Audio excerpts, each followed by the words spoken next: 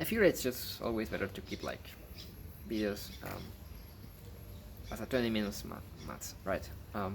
Anyways, so we were talking about in the last video about the subjective profile of love and how affection by itself is not love, and that actually it's a problem if even sincere affection starts determining the value of the act, right? The value of the act should be love, right? And love is not subjective, it's something quite more mature, right? The value of the act is not sincere affection, it's not intense affection, it's not intense sympathy. The value of the act should be love, which is something quite more objective that demands comprehension and affirmation of the value of the person, you know, all of that, and a mature commitment and freedom, actually. So it's something more mature. So there's a distinction, right?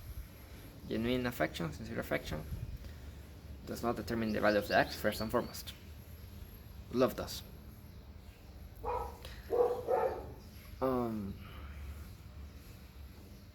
Yeah, and it's dangerous because affection can also infuse an act that is subjectively not good, and he said the subjectivism of affection, right? Affection is subjective, but it's part of love, but the main thing, right? Such subjectivism of love can constitute a wide gate through which various interior or exterior deeds can enter the love of a woman and a man. Deeds incompatible with the objective essence of love.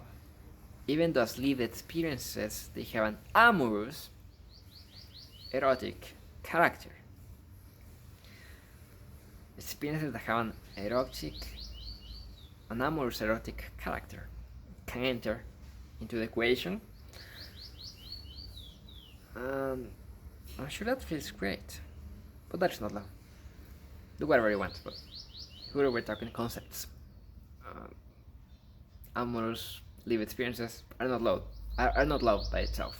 That's just fact, as we're trying to explain.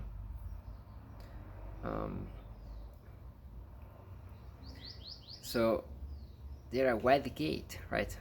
The subjectivism of affections is a wide gate for that to come into the equation, which may not be where you want. May not be love, right? He talks about the legitimation of these lived experiences and deeds.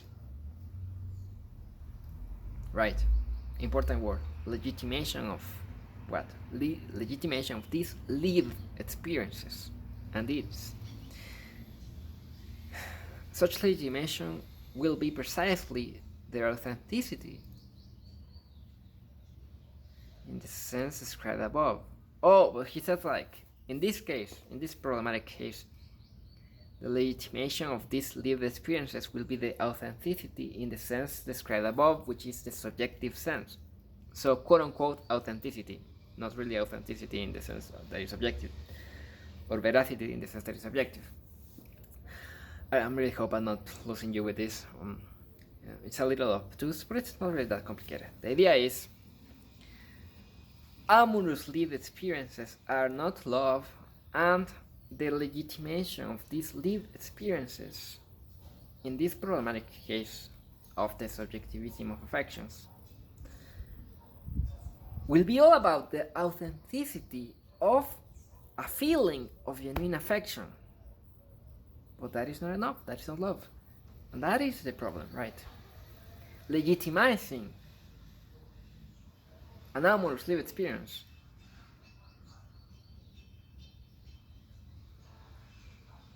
on a feeling of affection that feels genuine, that is genuine,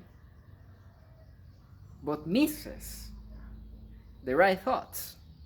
Again, because one does not only love with a passionate limbic brain, but also with a mature will, because the limbic brain gives flavor to thoughts, but hopefully to right thoughts, and one needs to think properly to love the ever loved properly, as I have said in many videos. And again, genuine affection means nothing with a comprehension of the value of the person. I guess I can put it this way as well. Why not? Sets of satisfaction, emotional satisfaction. Let's just say emotional satisfaction. Satisfaction in general. Amorous lived experiences, legitimized by a genuine feeling of affection, is not enough. Where is the benevolence? Where is the act of benevolence? Where is the act of selflessness? Where is the act of responsibility? Where is the act of self-sacrifice? Where is the act of true self-giving, objective self-giving?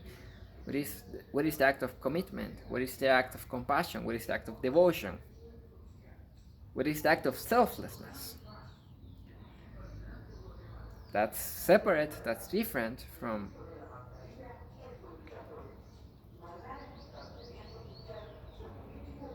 love as a vice, right? Love as a virtue, love as a vice. I'm not arguing against amorous lived experiences. I'm just explaining that legitimizing them just with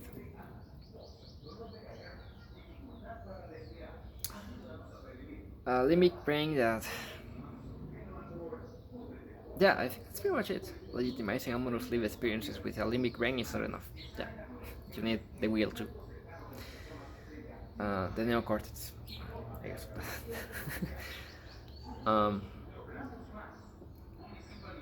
If you want to put it that way. It is known, however, that affections which accompany the very no, I'm not going to say that. Sorry about that. Yeah, from this shape of subjectivism, whatever we've been saying, to put it that way, from subjectivism of affections, a straight and easy path leads to subjectivism of value, right? The value of love is not subjective, it is subjective. But subjectivism of value, which is the end of this sad path,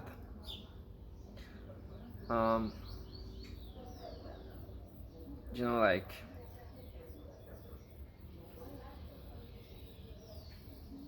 yeah, subjectivism of value, because it's centered around pleasure, because love itself is actually disposed toward the objective value. Such, above all, is the value of the person, which is mutually firm in love. The union of persons to which love leads possesses this value, right? The value of love is objective. The objective value of the person. The union of persons. Union. That's the objective value of love. Love possesses this value. Now, subjectivism of value is what you get when the values of sensuality and affectivity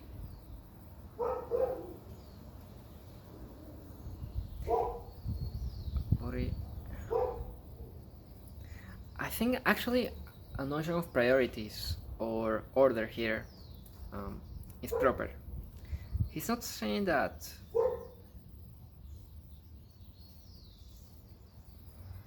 the values of sensuality and affectivity are subjective because they relate to pleasure, but he says that actually the values of sensuality and affectivity are also objective, actually, because it's the value of the body as an object of use, as a possible object of use. He says this is also objective. The value of the human being of the other sex, this is also objective. Here is the definition. Sorry if you were waiting for that. He puts it this way: subjectivism of value consists in this.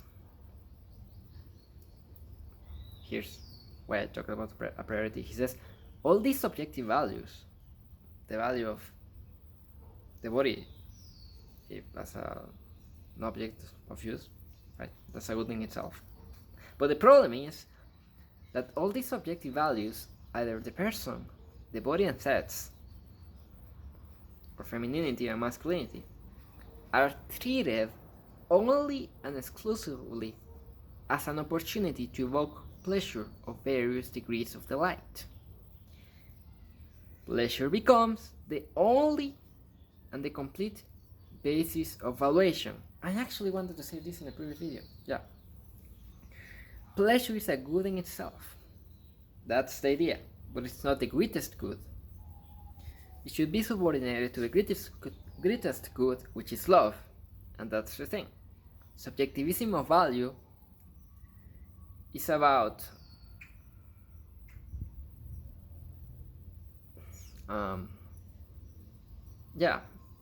making pleasure the greatest good, as opposed to a good that, because it is a good that should be subordinated to the greatest good, which is love.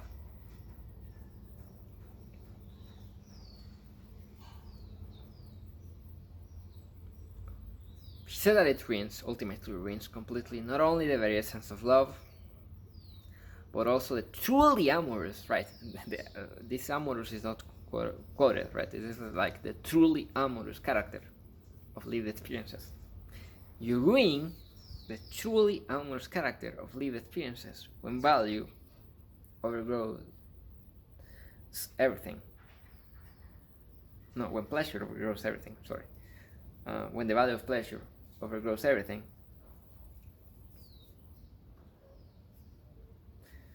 Right, or when affections lack the objective profile of love. That's another way to put it. Even intense sympathy is not love, right? You can very quickly ruin the truly amorous character of lived experiences. Because he said that for not only must love be clearly directed toward the person, it is all directed toward the person. Selflessness, or commitment, or devotion, or benevolence, whatever, or conviction, I guess. It is directed, comprehension, understanding, it is directed toward the person. That means to selflessness. Otherwise, during the truly amorous characters of stuff, whatever. He says, for not only must love be clearly directed toward the person, but even sensuality and affectivity, which in a given case provided with the material. I mean, even that is directed toward the person, should be. But obviously it cannot be in many cases. But it should be directed toward a person as well.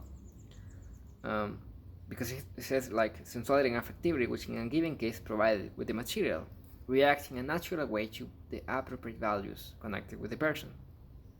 Even sensuality and affectivity can react in a natural way toward the proper values connected toward the person, with the person. But subjectivism of value, however, signifies, I was talking about what love should do, obviously, but the subjectivism of value, however, signifies a disposition toward pleasure alone.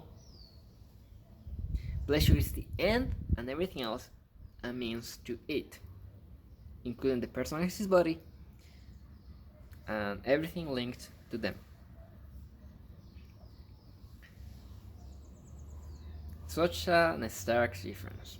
Love as a virtue, which takes effort, which takes understanding, which takes conviction, and love as a vice, which is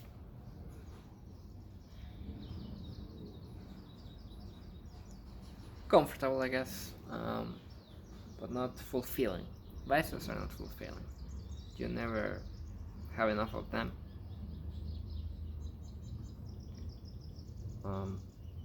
Love as a virtue, that's lasting, that's like eternal, that's solid, that's fulfilling. Well, that's another topic. Speaking less romantically about it, he says this form of subjectivism then ruins the very essence of love and sees the complete value of amorous lived experiences as well as of love itself. Love. We actually quoted it. In pleasure, right? You know, this form of subjectivism then ruins the very essence of love, because sees the complete value of amorous lived experiences, which are beautiful. But in this case, it becomes a should, because the complete value of amorous lived experiences, as well as of love itself, is centered in pleasure.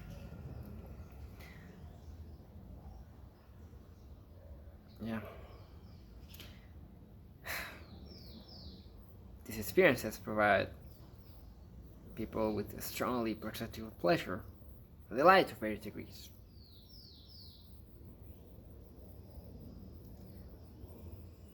He said that precisely this pleasure delight becomes the complete and exclusive raison d'être, reason to be, raison de ser, for both individual lived experiences and indirectly love itself between a woman and a man. The hedonization of love in theory and practice is the last fruit of subjectivism.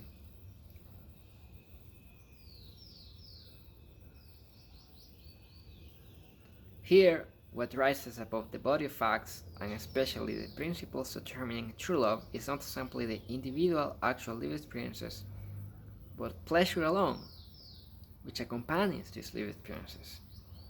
Pleasure becomes the complete and absolute value to which everything should be subordinated, for here it is the interior measure of all human acts.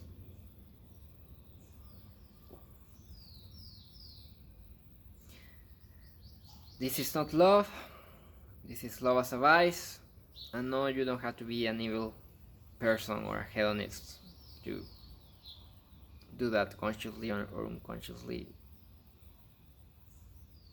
You can be pretty much a hopeless romantic who actually wants to understand love. But he says that if left to them, if affections are left to themselves, they indirectly steer one towards seeking pleasure and delight. It's natural, and that's not wrong. But that is not love, right? You can hope, to put it that way, that your relationships are going to work out. It does take certain intentionality about what you actually want, right? Because if affections are left to themselves, they indirectly steer wherever it goes, right? I think that a mature will can actually say, no, I'm going to use this wonderful material for love. I'm not going to waste it, right? Yeah. So it takes certain intentionality, I think. Well, but it's intuitive at the same time. I don't know. But education helps. Now, this is the ground upon which egoism develops, one way or another. Both subjectivism and egoism, he says, in some way contradict love, because love's disposition is subjective toward the person and his good, deciding the good for another person. That's what benevolence means, right? And I've been saying benevolence a lot. That is subjective, deciding the good for another person disinterestedly. Caring, truly caring, that's subjective, truly caring about someone. That commitment of the will, that conviction, that's subjective. That's subjective as fuck.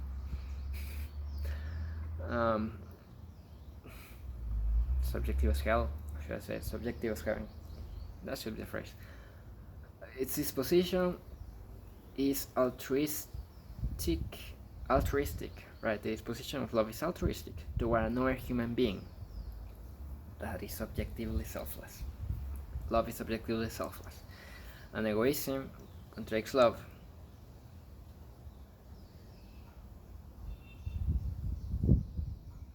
Because on the other hand, subjectivism, he says, replaces that with the subject and his lived experiences. It replaces the objective profile of love. Because subjectivism looks after the authenticity of this lived experience, of their subjective verification of love in affection itself. Right? 20 minutes again, shit. Yeah. The authenticity of love is not in affection itself. It is in the objective profile of love, which demands disposition toward the value of the other person and his good, her good, and altruism and selflessness, right? Like there's a difference. Affection is part of it, but it's not its justification, even if it's momentarily good. Right.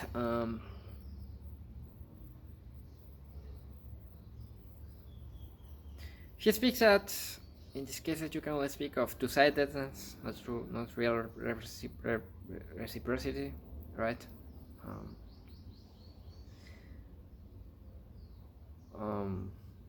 Yeah. Follows.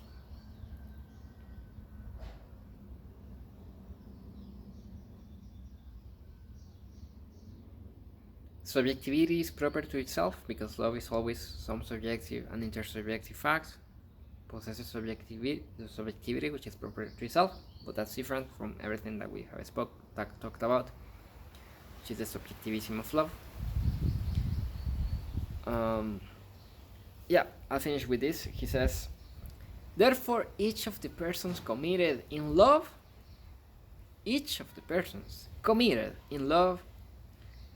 while working towards full subjectivity, have those amorous lived experiences, have those great kisses, have those great deeds of tenderness, of sensuality, have that wonderful passion, all of that, work towards that, have that awesome date, have the most romantic date ever, work toward full subjectivity. But while doing that, while you work towards the full subjective profile of love, of pure love, make it beautiful,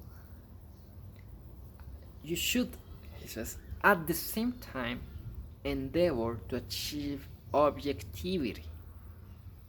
Should at the same time.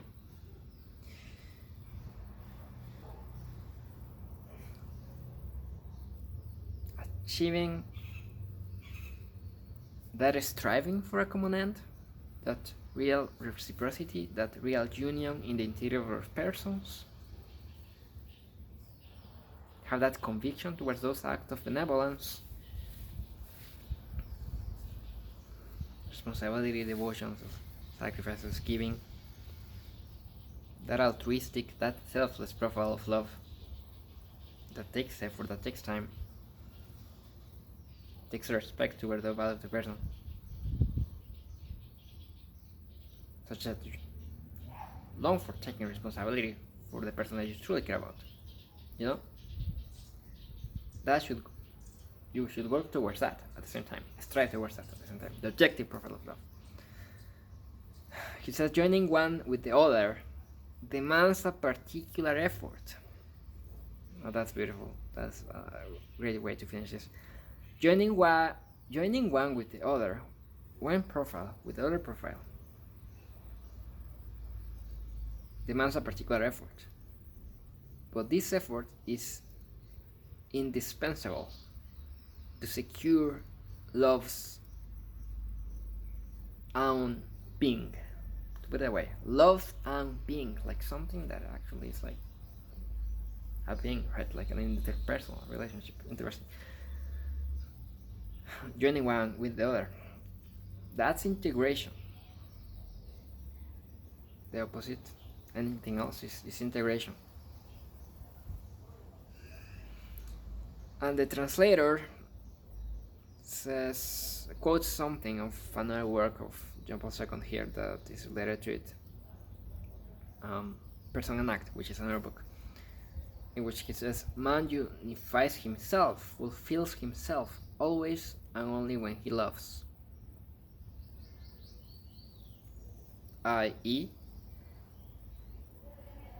est, that is, when he affirms the dignity of the recipient of the act in his whole truth.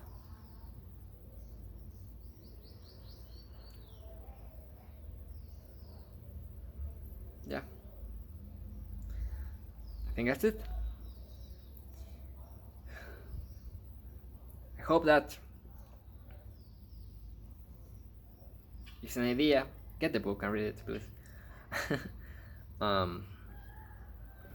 About the subjective profile of love, which is beautiful. Go for those 30-second kisses. But understand that the subjectivism of love is not love. That's why you should work towards the integration of love. So here's to growing love from the material to grow love. Cheers.